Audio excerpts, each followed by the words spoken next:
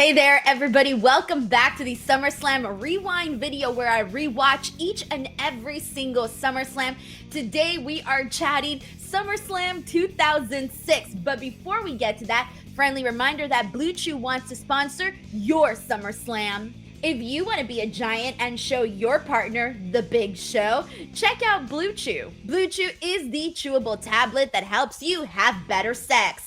Make sure to check out the link in the description box below for more information. Now let's get to SummerSlam 2006.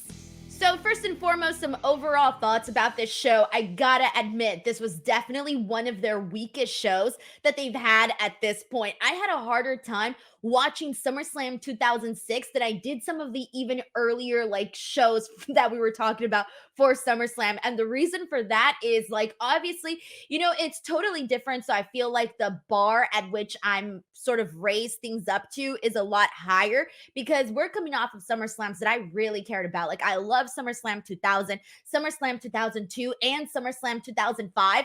And 2006 did not even come close to any of those. I thought there was a lot of weak matches, weak stories, and some really not so great finishes. There was probably maybe one or two things that I liked on the show, but overall, I did think the show was not one of their best. So let's go ahead and jump into the top highlights. I want to start off with Chavo Guerrero versus Rey Mysterio. So unfortunately, at this point, as many of you guys know, Eddie Guerrero had already passed.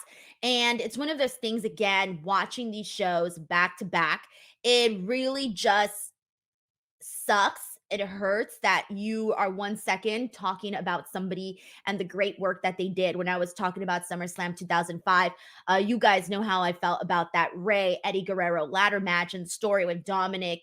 And so then it's like, oh, the next video, I'm talking about something totally different. So something a lot more tragic. Now, when Eddie passed, I remember that he was actually the first wrestler that I really, really just felt when they passed because he was the first wrestler that I had actually been able to witness several years of his career. And so it was just one of those things where you're just I don't know, if this brought back a lot of memories. And so I'm going to try to focus more so on the match itself just to kind of get into that. So basically here, Chavo and Rey were feuding because Chavo was basically saying that Rey Mysterio was leeching off of the name of Eddie Guerrero. And at this point, Rey had reached new heights in his career. And so Rey was basically saying that Chavo Guerrero was essentially jealous of him. And so we ended up getting this match here. The match itself was fine. It wasn't one of Rey Mysterio's strongest SummerSlam matches, but I think it's more so the story here that carried through. And for the finish, we see Vicky get on the top rope, and she ends up accidentally knocking off Rey Mysterio off the top rope. So Chavo was able to capitalize on this. He hits the frog splash and wins. And we do see a rematch of this the following year as well. On to our next highlight. I want to go ahead and talk about Big Show versus Sabu for the ECW Championship. So just to kind of let you guys know where we were at this point, RVD had been suspended for weed, so they had to take the belt off of him, both the ECW and WWE titles. And Big Show had won the ECW title, which honestly, there's absolutely nothing ECW about the Big Show. So that should kind of tell you where the brand was at this time. Also, Paul Heyman had turned heel, sided with the Big Show. As a whole thing here. The thing that I kept thinking about while I was watching this match, though, was I think this is probably the largest I had ever seen the Big Show. He was probably his biggest here, just from based off of this match. It was kind of hard to watch a little bit because he was just getting more tired, and obviously it was just a little heavier at this point in time. I do want to take a second and put over Sabu. I personally think that Sabu is completely underappreciated and underrated. He influenced a style that you see to this day. And without guys like Sabu, there wouldn't be guys like the Hardy Boys. There wouldn't be, a GCW, for example, because the entire GCW style is Sabu. Just to kind of put that in perspective. He also popularized the table in American wrestling. He also popularized the hardcore style in American wrestling too. And eventually we end up see him take a choke slam here for from the Big Show, and he loses this match. But overall, this match was pretty brief, so there was only like a couple little fun moments in there. Wasn't like god awful or anything, but that was kind of what I was thinking about during this matchup here. Now, the next highlight that I want to get into is Hulk Hogan versus Randy Orton. And this was a Legends versus Legend Killers match. This ended up being Hulk Hogan's final match in WWE, except many of us didn't really know it at the time. And after this, he did end up having his Hulkamaniac tour, so he did wrestle several more matches. He then went on to go wrestle at Impact, where he did end up having a pretty good match with Sting at Bound for Glory 2011. But anyways, back to this actual matchup here. This was fine. It wasn't anything crazy. And again, we didn't know this was Hogan's last match. There's a moment in this where Randy actually thinks that he won, that he got the 3 count, but instead Hogan gets his foot on the rope and Hogan is able to win this match with a leg drop. So I guess given that it was Hogan's last match, even though we didn't really know it was fine, I guess, that he got the victory here. Plus, also at this time when I was watching, I was a little Hulkamaniac, as many of you guys know, and I want to give credit to Randy Orton because I legitimately hated the Legend Killer character because I thought, how could you do that? How could you be so mean to all of these legends? So, of course, the heel Legend Killer definitely worked on people like me at the time. And so I was definitely rooting for Hulk Hogan because in my eyes, he was just this like little old man that used to be Hulk Hogan, and he was still going out there and doing everything he possibly could. And he's facing a guy that's like way younger than him and still managing to beat him. So that's like my thought process at the time. Again, incredibly embarrassing how I used to think when I was younger watching wrestling. But hey, that's what I was thinking about while I was watching this match. I thought it was phenomenal that Hulk Hogan had won, that he had overcame the Legend Killer, because that's what you had to do. And I was like, I've always felt, hey, you got to have respect for legends. You always have to have respect for your elders, of course. And so that's what I was thinking about when I was originally watching this match. When I was watching this match back, I was like, I don't even care. I'm just watching like whatever's. But my first time watching this, totally different experience. All right, guys, let's go ahead and get into our next highlight. The next highlight is Ric Flair versus Mick Foley in an I Quit match. Now, this one's a little strange because this was based off of Ric Flair's real life feud with Mick Foley, where he had said he had no respect for Foley. And it was kind of weird too, because I guess this was like stuff that was mentioned in a book where Mick Foley had mentioned his relationship with Melina and saying they were best friends. And I guess Ric Flair called it creepy. And so anyways, that all bled into this match itself. And what you got here was this like bloody, this got really, really bloody, man. I don't know if it's because Ric Flair has that white hair and but that blood just always looks like crazier on Ric Flair. And they bring out like thumbtacks, a barbed wire bat, etc. They're going out there and they're murdering each other at this point. But the whole thing here of what ends up happening is Melina, she comes out and she's obviously caring for Mick Foley. And so she comes out and she's caring for him because at this point he's bloodied up, and Ric Flair threatens to hit her with a barbed wire bat.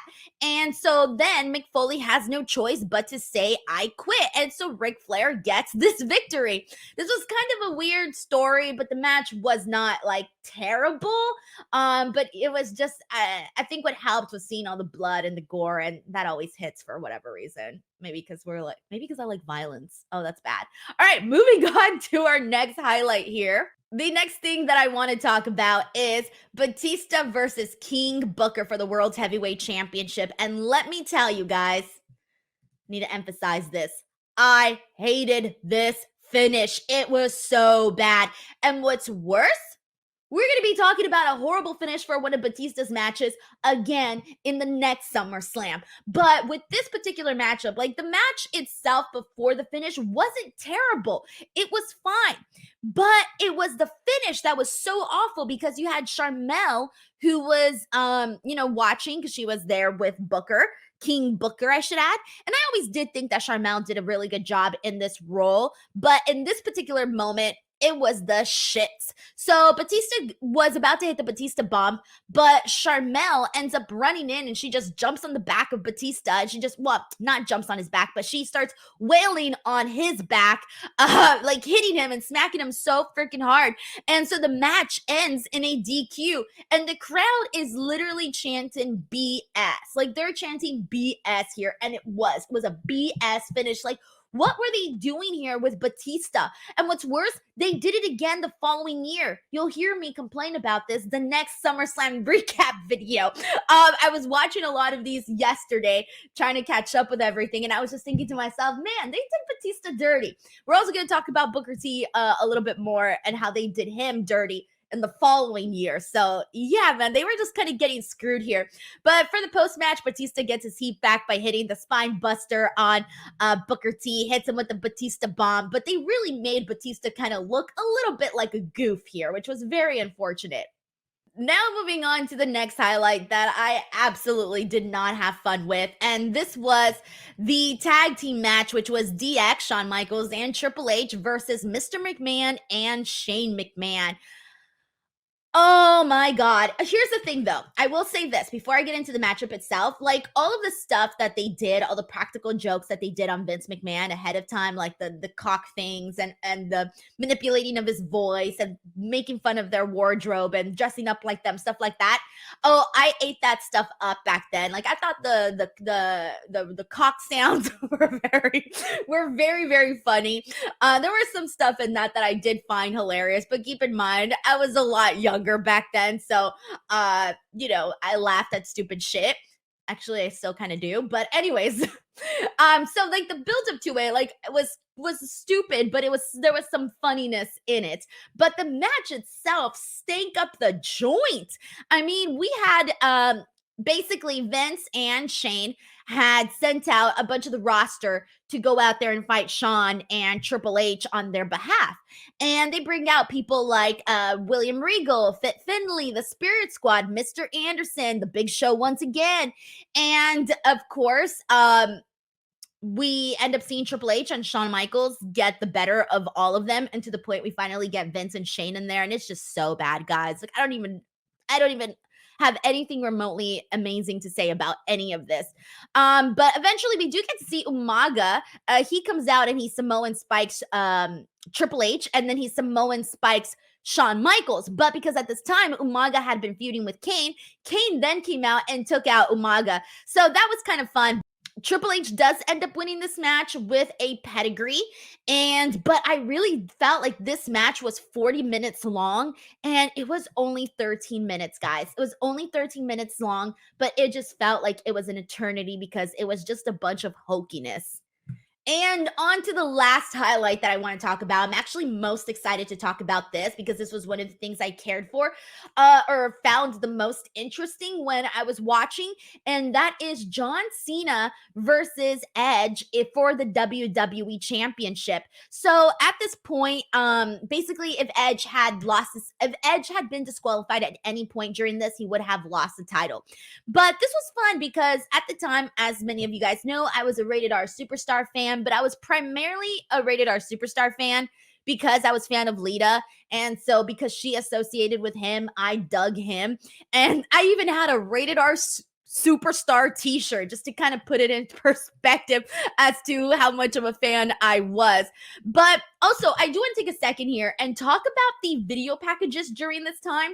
So I have a terrible memory and I have to go back and really refresh my memory as to what was going on during this time. What was the feud about? What was the story about? And what I didn't like about this time period is that the video packages were not good. They were essentially highlight reels. Like they didn't really tell the story. So if you were completely clueless, you probably had like no idea why these people were feuding heading into the match because they didn't really explain it very well in the videos packages. Nowadays, you could literally like not watch wrestling and tune into a show, and these video packages are so good that you just know what the hell is going on based off of like a 2-minute video package. And now, but during this time, it was just highlight reels and you could only piece so much through a highlight reel. And so that was kind of a little bit of a struggle for me watching these next couple of years, these next couple of SummerSlams. But anyways, back to John Cena and Edge. The good thing about this was the crowd definitely cared about this match. Of course, you are in Boston, and John Cena being from Boston, of course, you are going to have, the crowd very much into this. The match itself was fine, but I did like the finish a little bit more than anything else.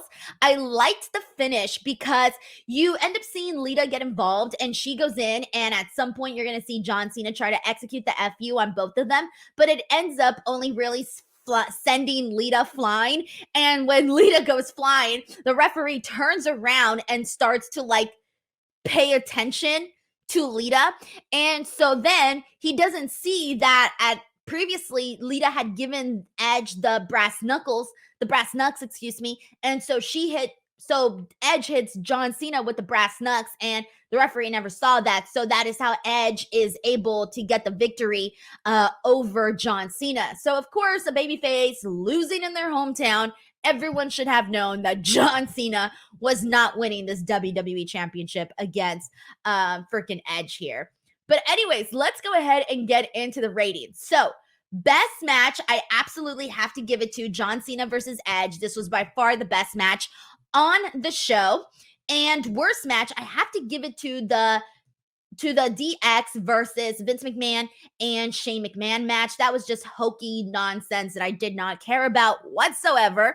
And as for the rating of the show, again, guys, I was not crazy about this episode. I was starting to regret my life's decisions. So I gave it a rating of a 5 out of 13. So again, not the strongest one. If you want to watch the episodes that I really enjoyed, go back and watch my review of 2000, 2002, 2005. Those have been my 3 most favorite SummerSlams. So check those out, and then we'll see which other SummerSlams I end up enjoying along the way. But as to everybody who's been tuning in to the SummerSlam Rewinds, thank you guys so freaking much from the bottom of my heart. These SummerSlam Rewinds are taking over my entire life. They've been keeping me freaking busy, guys. Like, you don't even know. This is my progress so far right now. All my schedules for everything, and I still got plenty more to go. So thank you so much for your support. All of these videos are coming out daily. And then, of course, give some love over to Bluechew, who is the sponsor of this. Catch you guys on the next one.